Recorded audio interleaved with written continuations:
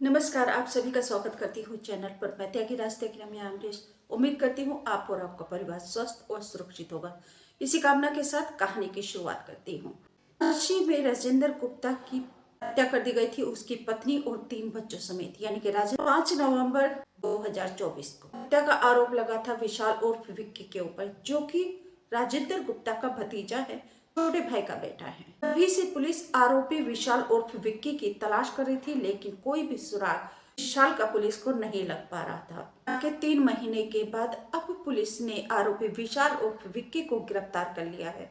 विशाल उर्फ विक्की को कहां से गिरफ्तार किया है, किसने गिरफ्तार किया है, विशाल कहां पर अपना समय गुजार रहा था फरारी के टाइम में, इस प्रकार से उसको गिरफ्तार किया गया है। पूरी कहानी आपको सुनाती हूँ और उसने ये 5 हत्याएं क्यों की हैं, इस कारण को भी हम जानते हैं। जल्दी से चैनल को सब्सक्राइब कर लीजिए, घंटी दिखाई दे रही है, इसको दबाकर ऑल पर सेलेक्ट कर लीजिए, मेरे फैमिली मेंबर बन जाइए, क्योंकि मेरी जिंदगी की हर खुशी सिर्फ आप। विशाल के पिता कृष्णा और राजेंद्र गुप्ता दोनों सगे भाई थे, दोनों शादीशुदा थे, दोनों के बच्चे थे।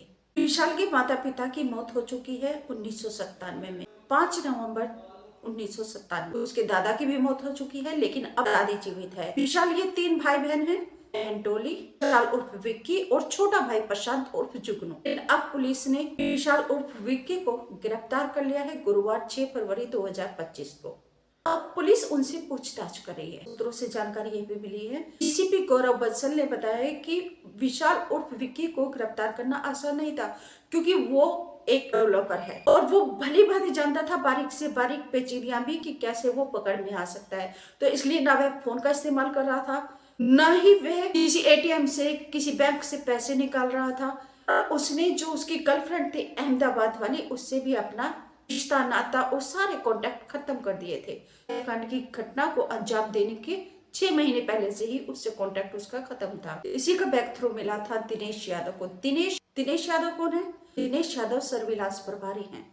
वह विशाल को गिरफ्तार करने के लिए तमाम सबूत इकट्ठा कर रहे थे, लेकिन उन्हें कोई भी ऐसा क्लू नहीं मिल पा रहा था जिससे पता चले कि विशाल उर्फ विक्की कहाँ पर है। महीने हो गए, अब पुलिस ने ये मन बना लिया था, उसको एसटीएफ को ये केस देने ही वाली थी सुलझाने के लिए, कि दिनेश यादव को एक बैक थ्रू मिला।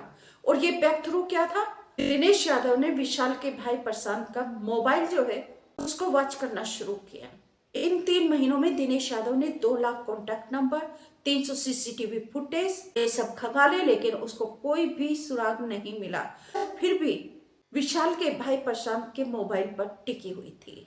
इस मोबाइल की खोजबीन उसने और ज्यादा गहनता से जब करना शुरू किया, तो इसी मोबाइल से दिनेश यादव को एक बैक थ्रू मिला, और वो था प्रशांत के मोबाइल में 2 फर्जी आईडी, 2 फेक आईडी वैशाली और विकास के नाम से थी। इन्हीं फेक आईडी के थ्रू विशाल और प्रशांत आपस में बातें किया करते थे। पुलिस ने विशाल से एक एक करके बहुत सारे सवाल पूछे।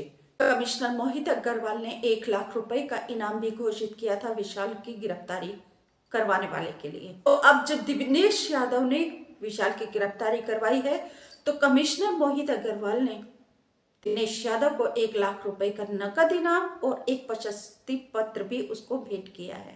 पुलिस ने विशाल से सवाल किए हैं, राजेंद्र गुप्ता और उसकी पत्नी और बच्चों की हत्या की साजिश कब रची।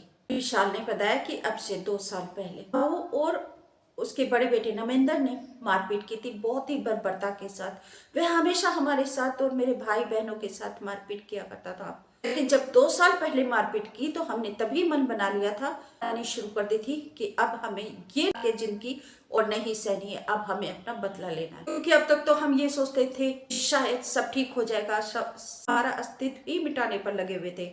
पहले हमारे माता पिता की, दादा की हत्या कर दी, और अब हमारी भी हत्या करने की वह प्रयास कर रहे थे। हमें तब तक मारपीट करते थे जब तक कि हम बेहोश नहीं होते थे। फिर इसने फिर सवाल किया कि ताऊ से नफरत थी, तो फिर ताऊ ताई को और गोरांगी बहन को क्यों मारा। उसने बताया कि ताई और गोरांगी ही को और भाइयों को थी, जिसके कारण ताऊ पीटते थे, अपने बेटों से भी पिटवाते थे। अब पुलिस ने सवाल किया कि ताई और गोरांगी पिटवाती थी, ताऊ पीटता था, नमेंदु पीटता था, लेकिन छोटा भाई शुभेंदु को क्यों मारा। विशाल ने बताया कि शुभेंदु सबसे ज्यादा खतरनाक था। वह हमें बोलता था कि बड़ा होकर मैं तुम्हें गोली मारकर उड़ा दूंगा। इसलिए उसको मारना जरूरी था। पुलिस ने पूछा कि तुम्हें हथियार कहाँ से मिले। इस पर विशाल ने कहा कि ये हथियार मैंने बिहार के मधुबनी से खरीदे हैं। इस बोर की 2 पिस्टल खरीदी और 2 मैगजीन वहां से खरीदी और 5 सिम का जुगाड़ भी मैंने बिहार के मधुबनी से ही किया था। पुलिस ने पूछा कि हत्या करने के बाद कहाँ गए और कैसे गए। इस पर विशाल ने कहा कि हत्या करने के बाद मैं मुगलसराय से पटना और पटना से फिर कोलकाता, फिर मुंबई, इसी प्रकार से मैं शहरों में घूमता रहा। मैं रेलवे स्टेशन पर रुकता था, मेरे पास ओढ़ने की चादर थी, अपनी चादर ओढ़ लेता था, कुछ कपड़े थे मेरे पास, उन्हीं को पहनता था। मैं होटल में नहीं रुक सकता था क्योंकि पुलिस ने मेरा फोटो तोड़ता रहा, भागता रहा। अब पुलिस ने पूछा कि तुम्हारे पास खाने पीने के पैसे कहाँ से आते थे। इस पर विशाल ने बताया कि मेरे पास पैसे मैं प्रशांत से ही लेता था और मैं पहले भी 2 बार बनारस में आ चुका हूँ, मुगल सराय और बनारस में, और हमारी बात फेसबुक के मैसेंजर के जरिए होती थी। आप पर 2 आईडी बना रखी थी, वैशाली के नाम से और विकास के नाम से, जिन पर हमारी बात होती थी। उन्हीं पर हम ये डिस्कस करते थे किस वकील से सहायता लेनी है, किस हमें आगे क्या करना है। ये बात तो रही विशाल की गिरफ्तारी की। ठीक है, वो गिरफ्तार हो गया, उसने अपराध पाप किया है, ठीक है, जो सजा उसे कोर्ट से मिलेगी मिलेगी, लेकिन उसको अपराध बनाने के लिए कौन जिम्मेदार है? क्या विशाल एक बच्चा खुद अपराधी बन गया? उसे शांति से जीने का अधिकार नहीं था या उसे सम्मान से जीने का अधिकार नहीं था? सिर्फ उसकी प्रॉपर्टी छीनने के लिए उसके माता पिता की हत्या कर दी, कृष्णा और बबीता की। उसके दादा लक्ष्मीदास नारायण की हत्या कर दी उसके बॉडीगार्ड के समय। अब इस दादी से मिलिए शारदा देवी, विशाल उर्फ विक्की की दादी है, यानी कि मृतक राजेंद्र गुप्ता की माँ। राजेंद्र गुप्ता ने अपने भाई यानी कि विशाल के पिता की हत्या की थी, विशाल के दादाजी की हत्या की थी, यानी कि शारदा देवी के पति की हत्या की थी सिक्योरिटी गार्ड के समेत। उसके बाद राजेंद्र गुप्ता के ऊपर एफआईआर दर्ज की गई, लेकिन राजेंद्र गुप्ता की मां ने, शारदा देवी ने, इससे राजेंद्र गुप्ता को बरी करवा दिया। अपने बयान से मुकर गई शारदा देवी उस समय अपराधी बेटे राजेंद्र गुप्ता को सजा दिलवा देती तो आज राजेंद्र गुप्ता का पूरा परिवार जीवित होता और शायद इन सभी बहन भाइयों में प्रेम भी होता। लेकिन एक शारदा देवी ने पूरे परिवार का सत्यानाश कर दिया, पूरे परिवार को नष्ट कर दिया, मौत के घाट उतार दिया। बहुत बहुत से माता पिता ऐसे होते हैं जो काया किस्म के होते हैं। काया किस्म के इट मीन्स कि वो सिर्फ ये देखते हैं कि मेरे फायदा कहाँ है, मुझे कहाँ से मिल रहा है, बस वो इस लालच के वशीभूत होकर अन्याय भी करते हैं, पाप भी करते हैं, जुल्म भी करते हैं और फिर अपने बुढ़ापे का देकर वह बचे भी रहते हैं। तो ये शारदा देवी मेरी नजरों में तो ये पूरी तरीके से जिम्मेदार है कि एक बार राजेंद्र गुप्ता को ये अपनी गवाही दे देती, हाँ मेरे बेटे ने हत्या की है, मेरे बेटे बहू की, मेरे पति की, उसको क्या सजा देता, पुलिस उसको क्या सजा देती, कैसे उसको रिमांड लेती, वो आगे की बात, आगे का प्रोसेस था, वो कानूनी, वो लीगली जो भी उसके साथ होता। लेकिन ये माँ तो बेकसूर रहती, लेकिन इस पूरे परिवार को उजाड़ने में इस माँ का महत्वपूर्ण भूमिका है, महत्वपूर्ण हाथ है। जैसे कि विशाल को गिरफ्तार करने में दिनेश यादव की महत्वपूर्ण भूमिका है। उन्होंने भी तो खंगाला ना, लाख नंबर उन्होंने चेक किए हैं, 300 सीसीटीवी फुटेज उन्होंने चेक किए हैं, क्योंकि उन्हें विशाल को गिरफ्तार करना था। उन्होंने वॉच किया है प्रशांत का मोबाइल फोन, क्योंकि उन्हें विशाल को गिरफ्तार करना था और उन्होंने किया। गुरुवार 6 फरवरी 2025 को 3 महीने के बाद विशाल को उसके भाई प्रशांत के समेत गिरफ्तार कर लिया। उस समय जब विशाल और प्रशांत बीएचयू के पीछे वीर गोवर्धन की तरफ को लेटो मंदिर के पास बात कर रहे थे, उस समय उनको गिरफ्तार कर लिया गया। तो फिर ये शारदा देवी ने अपने बेटे का, उसके पाप में उसके बेटे की गवाही क्यों नहीं दी कि हाँ उसने कत्ल किया है, उसने मर्डर किया है। विशाल और प्रशांत और इनकी बहन डोली छोटे बच्चे थे। विशाल ने सूत्रों से जानकारी मिली है कि डीसीपी गौरव बंसल ने बताया है उर्फ विक्की प्रशांत, इनके माता पिता की हत्या कर दी थी राजेंद्र गुप्ता ने। इसी से ये क्षोभ में थे। ताई हैं और उनके बच्चे हैं, वह भी इनके साथ मारपीट किया करते थे, तो जिसकी वजह से ये अपना बदला लेने के लिए विवश हुए हैं और इन्होंने ये बदला लिया है ताऊ ताई की बच्चों समेत हत्या करके।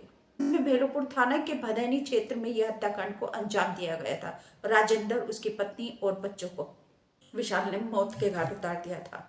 थाना भेलूपुर के भदैनी क्षेत्र में जब गए राजेंद्र गुप्ता के मकान पर एक नोटिस चस्पाने के लिए, और वहां पर डुगडुगी भी बजाए घर की कुर्की के लिए। तो ये शारदा देवी फिर पुलिस में जाती है, कोर्ट में एप्लीकेशन लगाती है, एक याचिका दायर करती है और बोलती है कि ये मकान विशाल का नहीं है बल्कि ये मेरा है, मेरे बेटे राजेंद्र का है, और विशाल को गिरफ्तार करो। क्यों डुगडुगी बजाई और क्यों नोटिस चस्पाया? कोई शारदा देवी से पूछे। 2 बेटे हैं तो दोनों बेटों को घर में रहने का, जीने का अधिकार तो है।